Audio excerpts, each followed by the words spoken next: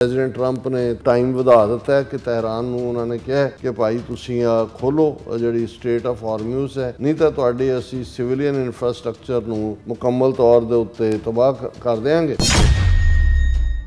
ਜਿਹੜੀ ਪ੍ਰਪੋਜ਼ਲ ਪਾਕਿਸਤਾਨ ਰਾਹੀਂ ਚੱਲ ਰਹੀ ਹੈ 45 ਡੇ ਟੈਂਪਰੇਰੀ ਸੀਜ਼ਫਾਇਰ, ਜਿਸ ਦੌਰਾਨ ਕੋਈ ਸਮਝੌਤਾ ਹੋਏ, ਪਰ ਈਰਾਨ ਇਸ ਦੇ ਉੱਤੇ ਅੜਿਆ ਹੋਇਆ ਕਿ ਹੁਣ ਜਿਹੜਾ ਵੀ ਕੱਟਾ ਕੱਢਣਾ ਇੱਕੋ ਵਾਰੀ ਕੱਢਣਾ। ਪ੍ਰੈਜ਼ੀਡੈਂਟ ਟਰੰਪ ਨੂੰ ਵੀ ਕਿਹਾ ਗਿਆ ਕਿ ਵੀ ਇਹ ਜਿਹੜੀ ਤੁਸੀਂ ਧਮਕੀ ਦੇ ਰਹੇ ਹੋ ਸਿਵਿਲੀਅਨ ਇਨਫਰਾਸਟ੍ਰਕਚਰ ਔਰ ਦੂਸਰੇ ਦੀ, ਇਹ ਤਾਂ ਵਾਰ ਕ੍ਰਾਈਮ ਹੈ ਇੰਟਰਨੈਸ਼ਨਲ ਲਾਅ ਦੇ ਥੱਲੇ। ਉਹਨਾਂ ਕਿ ਮੈਂ ਨਹੀਂ ਮੰਨਦਾ ਕਿਸੇ ਇੰਟਰਨੈਸ਼ਨਲ ਲਾਅ ਨੂੰ। 3F ਕਿਹਾ ਜਾ ਰਿਹਾ ਕਿ ਵੀ ਇਹ ਸਾਰੇ ਕ੍ਰਾਈਸਿਸ ਨੇ, ਤਿੰਨ ਚੀਜ਼ਾਂ ਦਾ ਕ੍ਰਾਈਸਿਸ ਖੜਾ ਕਰਤਾ: ਫਰਟੀਲਾਈਜ਼ਰ, ਫੂਡ ਤੇ ਫਿਊਲ। ਈਰਾਨ ਨੇ ਅਮਰੀਕਾ ਦੀ ਸਿਵਿਲੀਅਨ ਇਨਫਰਾਸਟ੍ਰਕਚਰ ਢਾਣ ਦੀ ਧਮਕੀ ਦੇ ਜਵਾਬ 'ਚ ਕਿਹਾ ਕਿ ਫਿਰ ਤੁਹਾਡੇ ਜਿਹੜੇ ਅਲਾਈ ਨੇ ਸਾਰੇ, ਉਹਨਾਂ ਦਾ ਵੀ ਸਭ ਕੁਝ ਉੱਡ ਜਾਏਗਾ। ਇਸ ਬਦਲਦੀ ਦੁਨੀਆ ਵਿੱਚ ਤੁਸੀਂ ਪਿੱਛੇ ਨਾ ਰਹਿ ਜਾਓ। ਹਰ ਘਟਨਾ ਜੋ ਤੁਹਾਡੀ ਜ਼ਿੰਦਗੀ ਤੇ ਅਸਰ ਪਾ ਰਹੀ ਹੈ, ਅਸੀਂ ਉਸ ਬਾਰੇ ਦੇਵਾਂਗੇ ਤੁਹਾਨੂੰ ਸਟੀਕ ਤੇ ਸਹੀ ਜਾਣਕਾਰੀ।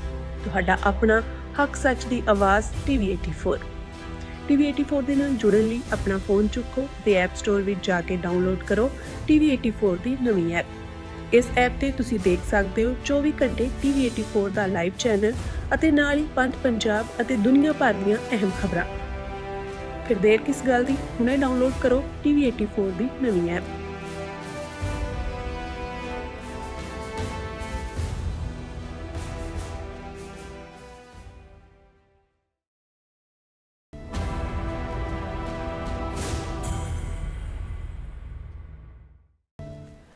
Viewers welcome back on programme. So viewers ਗੱਲਬਾਤ ਕਰਨ ਜਾ ਰਹੇ ਹਾਂ ਕਿ ਈਰਾਨ ਕ੍ਰਾਈਸਿਸ ਹੁਣ ਹੋਰ ਵੀ ਤਲਖ ਅਤੇ ਖਤਰਨਾਕ ਤੌਰ ਵਿੱਚ ਸ਼ਾਮਲ ਹੋ ਰਿਹਾ ਹੈ। ਈਸਟਰ ਵੀਕਐਂਡ ਮੌਕੇ ਪ੍ਰੈਜ਼ੀਡੈਂਟ ਟਰੰਪ ਨੇ ਈਰਾਨ ਨੂੰ ਧਮਕੀ ਦਿੰਦਿਆਂ ਗਾਲੀ ਗਲੋਚ ਵਾਲੀ ਜ਼ੁਬਾਨ ਇਸਤੇਮਾਲ ਕੀਤੀ ਹੈ, ਜਦੋਂ ਕਿ ਈਰਾਨ ਵੱਲੋਂ ਵੀ ਉਸੇ ਹੀ ਅੰਦਾਜ਼ ਵਿੱਚ ਮੋੜਵਾਂ ਜਵਾਬ ਦਿੱਤਾ ਗਿਆ ਹੈ। ਸੋ ਇਸ ਬਾਰੇ ਆਪਾਂ ਗੱਲਬਾਤ ਕਰਨ ਜਾ ਰਹੇ ਹਾਂ। ਸੋ ਅਸੀਂ ਚਾਹਾਂਗੇ ਤੁਸੀਂ ਇਸ ਤਰ੍ਹਾਂ ਬਣੇ ਰਹਿਣਾ, ਦੇਖਣ ਸੁਣਨ ਲਈ ਲਿਖਣ ਲਈ ਤੁਹਾਡਾ ਸਭ ਦਾ ਬਹੁਤ ਧੰਨਵਾਦ ਜੀ। ਡਾਕਟਰ ਸਾਹਿਬ ਕੀ ਕਹਿਣਾ ਚਾਹੋਗੇ? ਦੇਖੋ, 28 ਫਰਵਰੀ ਨੂੰ ਅਮਰੀਕਾ ਔਰ ਇਜ਼ਰਾਈਲ ਵੱਲੋਂ ਈਰਾਨ ਦੇ ਉੱਤੇ ਕੀਤਾ ਗਿਆ ਹਮਲਾ, ਜਿਸ 'ਚ ਉਹਨਾਂ ਦੇ ਧਾਰਮਿਕ ਔਰ ਸਿਆਸੀ ਪੇਸ਼ਵਾ ਖਮੀਨਾਈ ਸਮੇਤ ਉਹਨਾਂ ਦੇ 40 ਤੋਂ ਜ਼ਿਆਦਾ ਜਿਹੜੇ ਟੌਪ ਰੈਂਕਿੰਗ ਲੋਕ ਸੀ, ਉਹਨਾਂ ਦੀ ਜਿਹੜੀ ਹੈ ਉਹ ਗਾਰਡ ਵੀ, ਰੈਵੋਲੂਸ਼ਨਰੀ ਵੀ, ਇੰਟੈਲੀਜੈਂਸ ਵੀ, ਉਹਨਾਂ ਦੇ ਕੁਝ ਨਿਊਕਲੀਅਰ ਦੇ ਲੋਕ ਵੀ, ਉਹ ਇੱਕੋ ਹੀ ਸਟ੍ਰਾਈਕ ਦੇ ਵਿੱਚ ਵਾਈਪ ਆਊਟ ਕਰ ਦਿੱਤੇ ਗਏ। ਔਰ ਜਿਹੜੀਆਂ ਐਕਸਪੈਕਟੇਸ਼ਨ ਸਨ ਉਹਨਾਂ ਮੁਤਾਬਕ ਤਾਂ ਇਹ ਵਾਰ ਨਹੀਂ ਜਾ ਰਹੀ। ਇਹ ਗੱਲ ਮੈਂ ਨਹੀਂ ਕਹਿੰਦਾ, ਜਿਹੜੇ ਅਮਰੀਕਾ ਦੇ ਸਾਬਕਾ ਅਧਿਕਾਰੀ ਦੂਸਰੇ ਤੀਸਰੇ ਨੇ, ਕਿਉਂਕਿ ਜਿਸ ਕਿਸਮ ਦਾ ਇਜ਼ਰਾਈਲ ਨੇ ਜੋ ਇੱਕ ਖੋਖਲਾਪਨ ਵਾਲਾ ਜੋ ਉਹਨਾਂ ਨੇ ਆਪਣਾ ਏਜੰਡਾ ਫੀਡ ਕੀਤਾ, ਪ੍ਰੈਜ਼ੀਡੈਂਟ ਟਰੰਪ ਉਸ ਟਰੈਪ 'ਚ ਫਸੇ। ਔਰ ਨਤੀਜਾ ਇਹ ਹੈ ਵੀ ਅੱਜ ਅਸੀਂ ਜਦੋਂ 6 ਅਪ੍ਰੈਲ ਨੂੰ ਗੱਲ ਕਰ ਰਹੇ ਹਾਂ, 5 ਹਫ਼ਤੇ ਹੋ ਚੁੱਕੇ ਨੇ ਔਰ ਗੱਲ ਨਾ ਕੋਈ ਰਜੀਮ ਚੇਂਜ ਹੋਇਆ, ਕਿਉਂਕਿ ਉਹਨਾਂ ਦੀ ਭਾਵੇਂ ਸੈਕੰਡ ਰੇਟ ਥਰਡ ਰੇਟ ਹੁਣ ਵੀ ਵੀਕਐਂਡ ਦੇ ਉੱਤੇ ਸਟ੍ਰਾਈਕ 'ਚ ਵੀ ਉਹਨਾਂ ਦਾ ਰੈਵੋਲੂਸ਼ਨਰੀ ਗਾਰਡ ਦੀ ਇੰਟੈਲੀਜੈਂਸ ਦਾ ਹੈੱਡ ਮਾਰਿਆ ਗਿਆ। ਲੇਕਿਨ ਉਹਨਾਂ ਨੇ ਪਤਾ ਨਹੀਂ ਕਿਸ ਕਿਸਮ ਦਾ ਜਿਹੜਾ ਆਪਣਾ ਸਟਰਕਚਰ ਬਣਾਇਆ ਹੋਇਆ ਕਿ ਵੀ ਕੋਈ ਵੀ ਯੀਲਡਿੰਗ ਲਾਈਨ ਨਜ਼ਰ ਨਹੀਂ ਆਉਂਦੀ।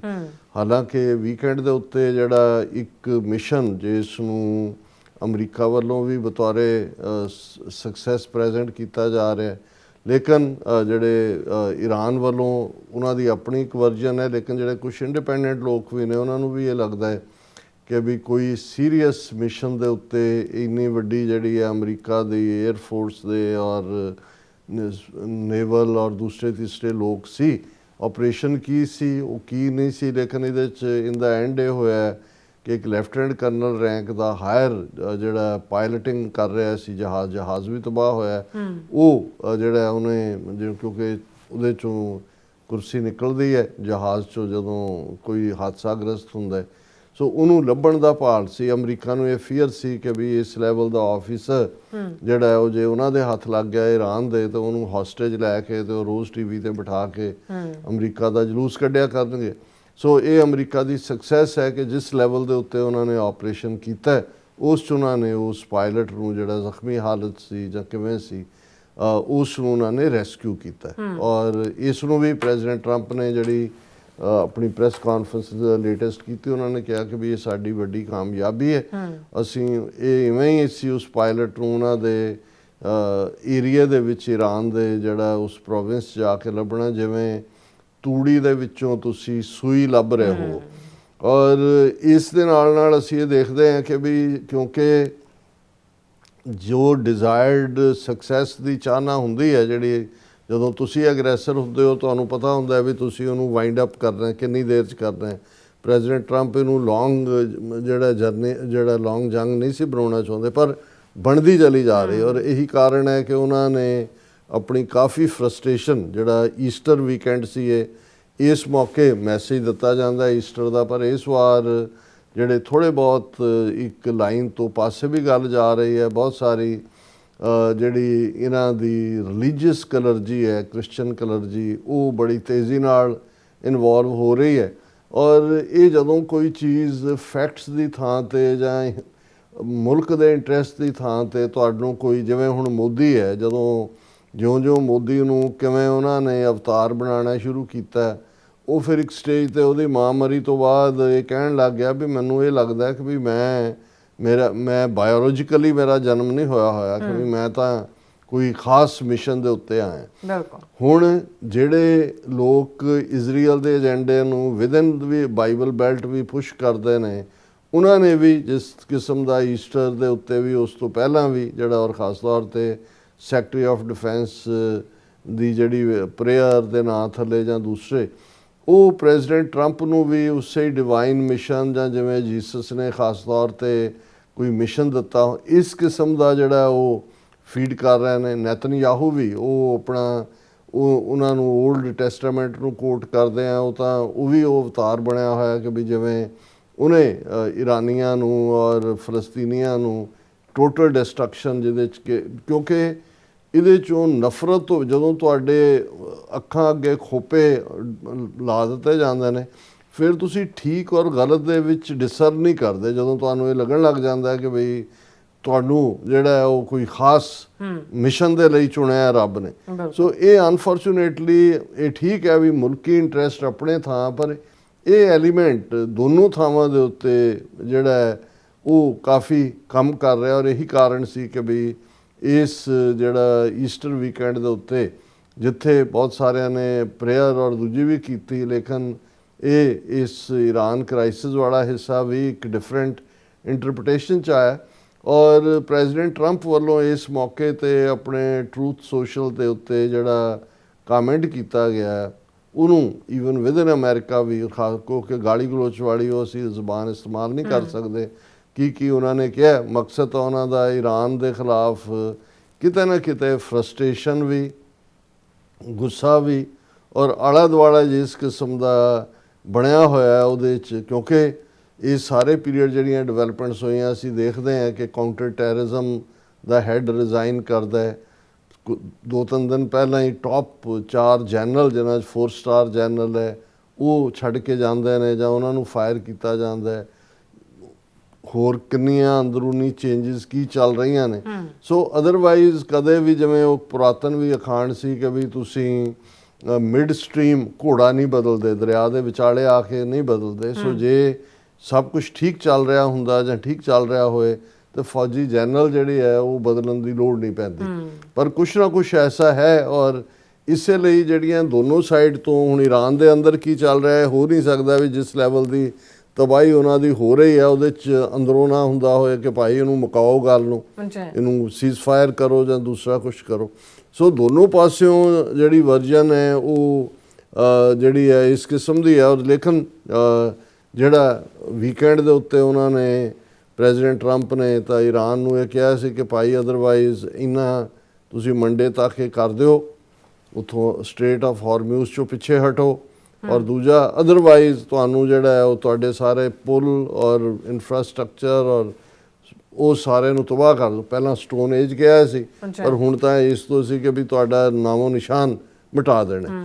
ਹੁਣ ਇਹ ਬਹੁਤ ਜਿਹੜਾ ਟਾਈਮ ਬੌਂਡ ਸੀ ਈਰਾਨ ਨੇ ਵੀ ਉਹੀ ਜਿਹੜੀ ਉਹਨਾਂ ਦੀ ਅੜੀ ਹੈ ਉਹਨਾਂ ਨੇ ਵੀ ਕਿਹਾ ਵੀ ਕੋਈ ਗੱਲ ਨਹੀਂ ਹੈ। ਉਹਨਾਂ ਨੇ ਕਿਹਾ ਜੀ ਸਟ੍ਰੇਟ ਆਫ ਹਾਰਮਿਊਜ਼ ਦੀ ਚਾਬੀ ਗੁੰਮ ਹੋ ਗਈ ਸਾਡੇ ਤੋਂ ਹੁਣ ਜਦੋਂ ਸਾਨੂੰ ਚਾਬੀ ਲੱਭੇਗੀ ਫਿਰ ਅਸੀਂ ਤੁਹਾਨੂੰ ਇਹ ਰਿਡੀਕਿਊਲ ਹੁੰਦਾ ਮਤਲਬ ਇਹਦਾ ਮਤਲਬ ਇਹ ਹੈ ਵੀ ਇੱਕ ਪਾਸੇ ਗੁੱਸੇ ਨਾਲ ਲਾਲ ਪੀਲੇ ਹੋ ਕੇ ਧਮਕੀ ਹੈ ਇੱਧਰੋਂ ਤੇ ਉਹ ਕਹਿ ਰਹੇ ਨੇ ਜੀ ਸਾਡੀ ਤਾਂ ਉਹਦੀ ਚਾਬੀ ਗਵਾਚ ਗਈ, ਜਦੋਂ ਸਾਨੂੰ ਚਾਬੀ ਲੱਭੀ ਫਿਰ ਤੁਹਾਡੇ ਨਾਲ ਗੱਲ ਕਰਾਂਗੇ। ਸੋ ਇਹਦਾ ਮਤਲਬ ਇਹ ਹੈ ਕਿ ਪਰ ਇਹ ਉਹ ਵੀ ਲੱਗਦਾ ਹੈ ਜਿਵੇਂ ਅਸੀਂ ਦੇਖੀ ਹੈ ਰਾਇਟਰਸ ਨਿਊਜ਼ ਦੀ ਸਟੋਰੀ ਵੀ ਹੈ ਕਿ ਬਿਹਾਈਂਡ ਦਾ ਸੀਨ ਕੰਮ ਵੀ ਹੋ ਰਿਹਾ ਹੈ। ਚਾਈਨਾ ਨੇ ਵੀ ਜਿਹੜਾ ਆਪਣਾ ਰੋਲ ਅਦਾ ਕਰਨਾ ਸ਼ੁਰੂ ਕੀਤਾ ਹੈ ਪੀਸ ਮੇਕਿੰਗ 'ਚ, ਕਿਤੇ ਨਾ ਕਿਤੇ ਪਾਕਿਸਤਾਨ ਦਾ ਲੀਡ ਰੋਲ ਹੈ ਹੀ ਹੈ।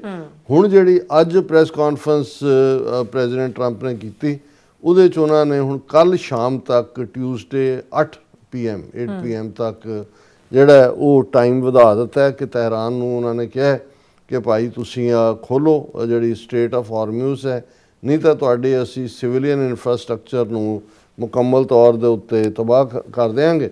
ਔਰ ਇਹ ਜਿਹੜੀ ਅੱਜ ਉਹਨਾਂ ਨੇ ਬਰੀਫਿੰਗ ਕੀਤੀ ਹੈ, ਉਹਨਾਂ ਦੇ ਨਾਲ CIA ਦੇ ਡਾਇਰੈਕਟਰ ਜੌਨ ਰੈਡਕਲਿਫ ਵੀ ਸਨ, ਔਰ ਉਸ ਦੇ ਵਿੱਚ ਉਹਨਾਂ ਨੇ ਇਹ ਕਿਹਾ ਕਿ ਅਸੀਂ ਜਿਹੜਾ ਫਿਰ ਵਾਰਨ ਕਰਦੇ ਹਾਂ ਈਰਾਨ ਨੂੰ ਕਿ ਵੀ ਉਹ ਤੁਸੀਂ ਬੰਦੇ ਦੇ ਪੁੱਤ ਬਣੋ।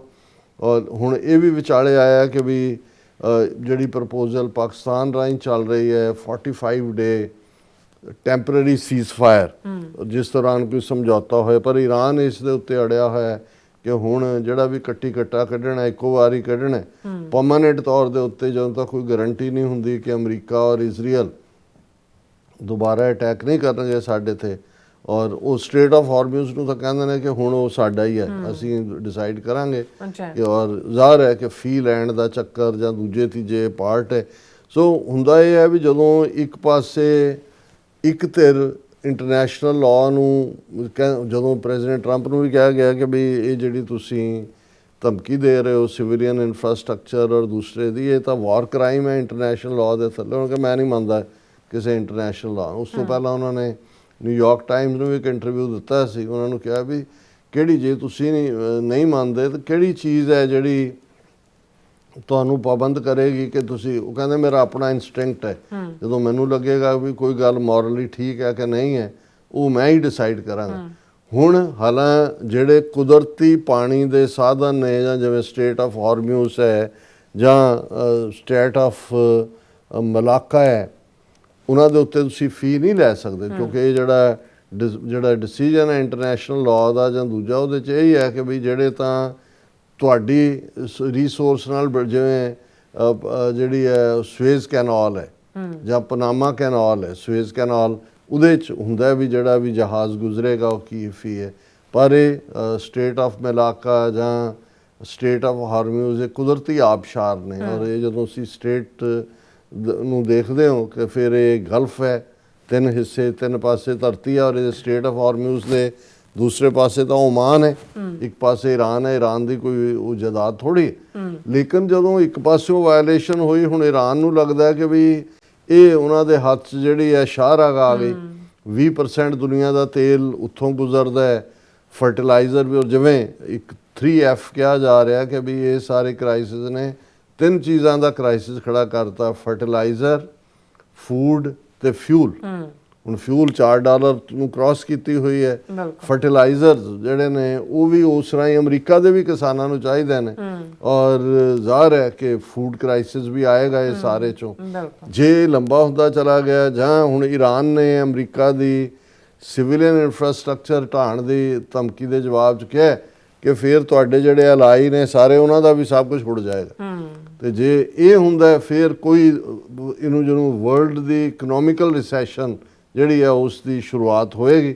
ਸੋ ਅਸੀਂ ਇਹ ਔਰ ਇਸ ਦੇ ਨਾਲ ਜੁੜੀਆਂ ਹੋਈਆਂ ਬਹੁਤ ਸਾਰੀਆਂ ਖਬਰਾਂ ਨੇ, ਮੈਂ ਕਿਉਂਕਿ ਆਲਰੇਡੀ ਘੜੀ ਵੱਲ ਵੀ ਦੇਖ ਰਿਹਾ, ਔਰ ਉਹਨਾਂ ਨੇ ਜਿਹੜੇ ਟਰੰਪ ਨੇ ਜਿਹੜੀ ਅੱਜ ਤਬਾਹੀ ਕਰਨੀ ਸੀ ਈਰਾਨ ਦੀ, ਉਹਨਾਂ ਨੂੰ ਹੁਣ ਕੱਲ ਸ਼ਾਮ ਈਸਟਰਨ ਟਾਈਮ 8 ਵਜੇ ਤੱਕ ਦਾ ਟਾਈਮ ਦਿੱਤਾ ਹੈ। ਪਰ ਦੂਸਰੇ ਪਾਸੇ ਅਸੀਂ ਦੇਖ ਰਹੇ ਹਾਂ ਕਿ ਲੈਬਨਾਨ ਦੇ ਵਿੱਚ ਵੀ clashes between Hamas and militia in Gaza, Lebanon ਲੋਕ ਇਹ ਆਪਣੀ ਤਬਾਹੀ ਉੱਧਰ ਕਰ ਰਹੇ ਨੇ। ਇਜ਼ਰਾਈਲ ਕਹਿੰਦਾ ਜੀ ਮੈਂ ਜ਼ਮੀਨ ਜਿਹੜੀ ਦੱਬਣੀ ਹੈ ਲੈਬਨਾਨ ਦੀ ਉਹ ਮੈਂ ਛੱਡਣੀ ਨਹੀਂ ਹੈ, ਔਰ ਇੱਧਰੋਂ ਇਹ ਵੀ ਹੋ ਰਿਹਾ। ਔਰ ਜਿਵੇਂ ਇੱਕ ਆਪਣੇ ਆਫਿਸਰ ਨੂੰ ਰੈਸਕਿਊ ਕਰਕੇ ਅਮਰੀਕਨਜ਼ ਲਿਆਏ ਨੇ। Trump claims America one against Iran and will charge toll in the Strait of Hormuz. Trump ਕਹਿੰਦਾ ਵੀ ਜੇ ਮੇਰੀ ਵਸ ਚੱਲੇ ਤਾਂ ਮੈਂ ਉਹਦੇ ਤੇ ਸਟੇਟ ਆਫ ਹਾਰਮਿਊਜ਼ ਤੇ ਕਬਜ਼ਾ ਕਰਕੇ ਬਹੁਤ ਪੈਸੇ ਬਣਾਵਾਂ ਕਿ ਵੀ ਸਭ ਤੇ ਟੈਕਸ ਲਾ ਦੇਣਾ। ਔਰ ਇਧਰ ਕਿਉਂਕਿ ਹੁਣ ਅਮਰੀਕਾ ਦਾ $2 ਬਿਲੀਅਨ ਹਰ ਰੋਜ਼ ਖਰਚ ਹੋ ਰਿਹਾ ਹੈ। ਹੁਣ US ਕਾਂਗਰਸ ਨੂੰ White House seeks 1.5 trillion defence budget as Iran war drives cost. ਹੁਣ ਟਰੰਪ ਨੇ ਕਿਹਾ ਵੀ $1.5 ਟ੍ਰਿਲੀਅਨ ਦਾ ਜਿਹੜਾ ਉਹ ਬਜਟ ਤੁਸੀਂ ਪਾਸ ਕਰੋ ਸਾਡੀ ਫੌਜ ਲਈ, ਔਰ 10% ਜੇ ਤੁਹਾਨੂੰ ਹੈਲਥ, ਲੋਕਲ ਮੈਡੀਕੇਅਰ, ਮੈਡੀਕੇਡ ਇਹ ਸਭ ਕੱਟਣ ਨੂੰ ਫਿਰਦਾ। ਕਿਉਂਕਿ ਹੁਣ ਜੇ ਤੁਸੀਂ ਇੰਨੇ ਖਰਚ, ਜੇ ਇੱਕ ਜਹਾਜ਼ ਡਿੱਗੇ ਨੇ ਜਾਂ ਦੂਜੇ 500 ਮਿਲੀਅਨ ਡਾਲਰ ਦਾ ਜਹਾਜ਼ ਹੈ, ਜਿਹੜੇ ਸਮੁੰਦਰੀ ਨੇ ਉਹਨਾਂ ਤੋਂ ਵੀ ਮਹਿੰਗਾ ਕੰਮ ਹੈ। ਸੋ ਇਹ ਸਾਰਾ ਜਿਹੜੀ ਹੈ ਉਹ ਵੀ ਬਰਬਾਦੀ ਹੋ ਰਹੀ ਹੈ। ਔਰ ਜਿਹਨੂੰ ਹੁਣ ਅਮਰੀਕਾ ਨੇ ਸਕਸੈਸ ਕਿਹਾ ਕਿ ਭਾਈ ਅਸੀਂ ਤੂੜੀ ਚੋਂ ਸੂਈ ਲੱਭ ਕੇ ਲਿਆਂਦੀ ਹੈ, ਪਰ Iran claims US rescue mission ended in humiliating defeat. ਉਹਨਾਂ ਨੇ ਕਿਹਾ ਕਿ ਵੀ ਮਿਸ਼ਨ ਉਹਨਾਂ ਦਾ ਹੋਰ ਸੀ, ਜਹਾਜ਼ ਅਸੀਂ ਉਹਨਾਂ ਦੇ ਸੁੱਟ ਲਏ, ਔਰ ਇਸ ਦਾ ਨਤੀਜਾ ਹੈ ਕਿ ਵੀ ਉਹਨਾਂ ਨੂੰ ਜਿਹੜਾ ਉਹ ਮਿਸ਼ਨ ਬੰਦ ਕਰਨਾ ਪਿਆ। ਹੁਣ ਇੱਧਰ ਜਿਹੜੇ ਈਰਾਨ ਦੇ ਕੋਈ ਫੌਜੀ ਜਰਨੈਲ ਜਾਂ ਉਹਨਾਂ ਦੇ ਲੀਡਰਾਂ ਦੇ ਬੱਚੇ ਬੱਚੀਆਂ ਇੱਥੇ ਭੈਣ ਭਰਾ ਜਾਂ ਰਿਸ਼ਤੇਦਾਰ ਉਹਨਾਂ ਦੇ ਗ੍ਰੀਨ ਕਾਰਡ ਕੈਂਸਲ ਕਰਨ ਤੇ ਲੱਗੇ ਹੋਏ ਨੇ। US revokes green cards and visas of several Iranian nationals connected to Tehran government. ਉਹਨਾਂ ਵਿਚਾਰਿਆਂ ਦਾ ਭਾਵੇਂ ਹੁਣ ਚਾਚੇ ਤਾਇਆਂ ਨਾਲ ਕਿਸ ਦੀ ਕਿੰਨੀ ਕੁ ਬਣਦੀ ਹੈ, ਪਰ ਉਹਨਾਂ ਨੂੰ ਕਹਿੰਦਾ ਵੀ ਤੇਰਾ ਚਾਚਾ ਉੱਥੇ ਹੈ, ਚੱਲ ਤੇਰਾ ਵੀ ਗ੍ਰੀਨ ਕਾਰਡ ਖਤਮ।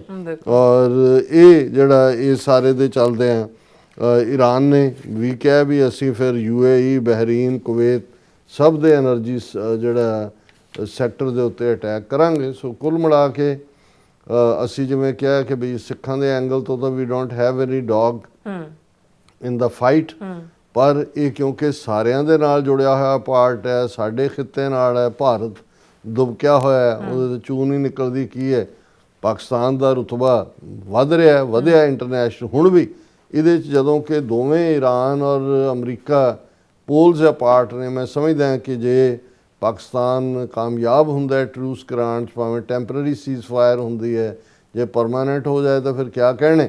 ਤੇ ਪਾਕਿਸਤਾਨ ਵੀ ਔਰ ਈਰਾਨ ਵੀ, ਈਰਾਨ ਦਾ ਹੁਣ ਇਹਨਾਂ 5 ਹਫ਼ਤੇ ਬਾਅਦ ਵੀ ਮਿਲੀਟੈਰਲੀ ਵੀ, ਇਕਨੋਮਿਕਲੀ ਵੀ ਉਹਨੇ $2 ਬਿਲੀਅਨ ਬਣਾਏ ਨੇ, ਪੂਰੀ ਫੀਸ ਚਾਰਜ ਕਰ ਰਹੇ ਨੇ। ਉਹ ਜਿਹੜੀ ਤਬਾਹੀ ਵੀ ਹੈ, ਉਹ ਜੇ ਉਹ ਪਰਮਾਨੈਂਟ ਉਹ ਫੀ ਲੈਣ ਲੱਗ ਜਾਂਦੇ ਨੇ ਤਾਂ ਈਰਾਨ ਦੁਨੀਆ ਦੇ ਸਭ ਤੋਂ ਖੁਸ਼ਹਾਲ ਮੁਲਕ ਹੈ। ਕਿਉਂਕਿ ਜਿਹੜੀ ਸਕੀਮ ਵੀ ਚੱਲ ਰਹੀ ਹੈ, ਬਹੁਤ ਸਾਰੇ ਉਹਨਾਂ ਦਾ ਐਸੈਟ ਫਰੀਜ਼ ਕੀਤੇ ਹੋਏ ਨੇ, ਇਕਨੋਮਿਕਲ ਸੈਂਕਸ਼ਨਸ ਨੇ। ਸੋ ਕਿਸੇ ਵੀ ਹਾਲਤ ਦੇ ਵਿੱਚ ਇਹ ਸਾਰੇ ਚੋਂ ਈਰਾਨ ਵੀ ਮਜ਼ਬੂਤ ਹੋ ਕੇ ਨਿਕਲੇਗਾ। ਔਰ ਜ਼ਾਹਰ ਹੈ ਅਸੀਂ ਇਹ ਸਾਰੀ ਸਿਚੁਏਸ਼ਨ ਨੂੰ ਕਲੋਜ਼ਲੀ ਮੋਨੀਟਰ ਕਰ ਰਹੇ ਹਾਂ। ਔਰ ਤਬਾਹੀ ਜਿਹੜੀ ਹੈ, ਹਜ਼ਾਰਾਂ ਲੋਕ ਮਾਰੇ ਜਾ ਰਹੇ ਨੇ। ਜਦੋਂ ਹੁਣ ਪੁਲ ਜਿਹੜਾ 2 ਸ਼ਹਿਰਾਂ ਨੂੰ ਸੀ ਉਹਨੂੰ ਤਬਾਹ, ਕਿੰਨੇ ਸਿਵਿਲੀਅਨ ਜਿਹੜੇ ਨੇ ਉਹਦੇ 'ਚ ਮਾਰੇ ਗਏ। ਸੋ ਬਹੁਤ ਸਾਰੇ ਅਕਾਊਂਟ ਤਾਂ ਬਾਅਦ 'ਚ ਹੀ ਪਤਾ ਲੱਗੇਗਾ। ਅਜੇ ਤਾਂ ਦੋਨੋਂ ਪਾਸਿਆਂ ਦੀਆਂ ਜਿਹੜੀਆਂ ਖਬਰਾਂ ਨੇ ਉਹਨਾਂ ਨੂੰ ਵੀ ਸਾਨੂੰ with a pinch of salt ਹੀ ਦੇਖਣਾ ਪਵੇਗਾ। ਜੀ ਰਾਜ ਸਾਹਿਬ, ਤੁਹਾਡਾ ਬਹੁਤ ਬਹੁਤ ਸ਼ੁਕਰੀਆ। ਸੋ ਇੱਥੇ ਲੈਣ ਬ੍ਰੇਕ। ਵਿਊਅਰਸ ਤੁਸੀਂ ਇਸੇ ਤਰ੍ਹਾਂ ਬਣੇ ਰਹਿਣਾ, ਮਿਲਦੇ ਹਾਂ ਛੋਟੇ ਜਿਹੇ ਵਕਫੇ ਤੋਂ ਬਾਅਦ।